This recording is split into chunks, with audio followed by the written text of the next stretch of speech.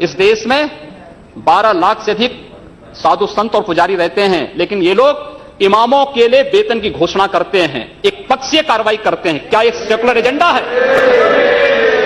दिल्ली की सरकार ने किया, पश्चिमी बंगाल की सरकार ने किया, महाराष्ट्र की सरकार ने किया। क्या यही सेकुलर एजेंडा है? सांप्रदायिक आधार पर ये लोग बांटते हैं समाज को।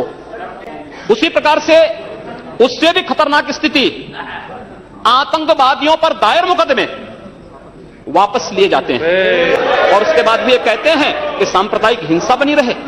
महोदय, चर्चा का विषय होना चाहिए कि आखिर सांप्रदायिक कौन है, कौन है सांप्रदायिक? महोदय, जो हम लोगों ने जाना है, जो हम लोगों ने समझा है, इस सांप्रदायिक वह होता है जो कहता है कि मेरा इष्ट या मेरा देव या मेरा पैगंबर ही सर्वश्रेष्ठ है। उसके मानने वालों को तो जीवित रहने का अधिकार है, शेष को नहीं।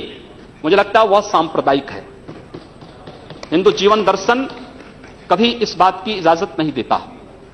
जियो और जीने दो पर विश्वास हमारा दर्शन करता है। और दुनिया की कौन सा मजहब और कौन सा ऐसी कौम है जिसको विपरीत परिस्थितियों में हिंदू दर्शन ने अपने यहां शरण न दी हो, उसको फलने फूलने का अवसर न दिया हो? कौन सा ऐसा है दुनिया के अंदर? लेकिन आज जिस हिंदू दर्शन ने सबको शरण दी, सबको फलने फूलने का भरपूर अवसर दिया, आज जब उसी के खिलाफ षड्यंत्र होना प्रारंभ होता है तो उसे एकजुट होना तो पड़ेगा ही। और मुझे लगता है इन लोगों के कर्मों का फल है कि पूरे देश का हिंदू जनमानस आज इस बात के लिए तैयार हो रहा है कि उसके खिलाफ आज शासन तंत्र से जो षड्यंत्र हो रहे हैं उसका जवाब अपने स्तर पर देना ही पड़ेगा। और आज वही स्थिति सामने आई है। महोदय, मैं पूछना चाहता हूं इन लोगों से, जब भारत का मुसलमान हज यात्रा करने के लिए जाता है, महोदय, जब हज यात्रा करने के लिए जाता है, उसकी पहचान कब भारतीय के नाम पर नहीं, पाकिस्तानी के नाम पर नहीं, बांग्लादेशी नाम पर नहीं, भारतीय उपमहाद्वीप का जो भी मुसलमान हज यात्रा करने के लिए जाता है उसकी पहचान हिंदू नाम पर होती है, उसकी पहचान भारतीय, पाकिस्तानी या बांग्लादेश के नाम पर नहीं। लेकिन अगर उसी हिंदू पहचान को हम इनके ऊपर यहां पर लागू करने का प्रयास करते हैं, इनको बुरा लगता है। हिंदू सांप्रदायिकता नहीं, हिंदू राष्ट्रीयता का प्रतीक है। और भारत की राष्ट्रीयता का प्रतीक हिंदुत्व को बदनाम करोगे, उसकी कीमत चुकानी पड़ेगी इन लोगों को। और इसलिए महोदय, मैं आप सबके आपके माध्यम से एक बार कहना चाहता हूं।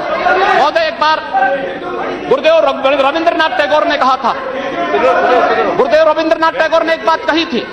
उन्होंने कहा था, अगर भारत को समझना है, बैठ गए आप, अगर भारत को समझना है तो मैं भारतीय अस्मिता को पहचानना पड़ेगा। और भारतीय अस्मिता को पहचानना है तो स्वामी विवेकानंद के बारे में आप जान लीजिए।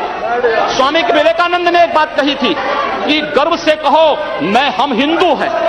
स्वामी विवेकानंद ने एक बात कही थी कि गर्व से कहो हम हिंदू हैं। स्वामी विवेकानंद तो सांप्रदायिक नहीं थे, स्वामी विवेकानंद तो किसी पार्टी के नहीं थे। स्वामी विवेकानंद ने तो भारत का प्रतिनिधित्व किया था पूरी दुनिया के अंदर। और दुनिया के अंदर जो हिंदू आज पूरे देश के अंदर, पूरी दुनिया के अंदर अपनी सहिष्णुता के लिए पहचाना जाता था, आज उस हिंदू के साथ किस प्रकार का व्यवहार किया जा रहा है, वह कश्मीर से विस्थापित होता है, उसे कश्मीर से निकाला जाता है। एक भी बार इस सदन में चर्चा नहीं होती है, इन लोगों का मुंह नहीं खुलता जब कश्मीर से 3.5 लाख की संख्या में कश्मीरी पंडित निकाले जाते हैं, तब ये लोग नहीं बोलते।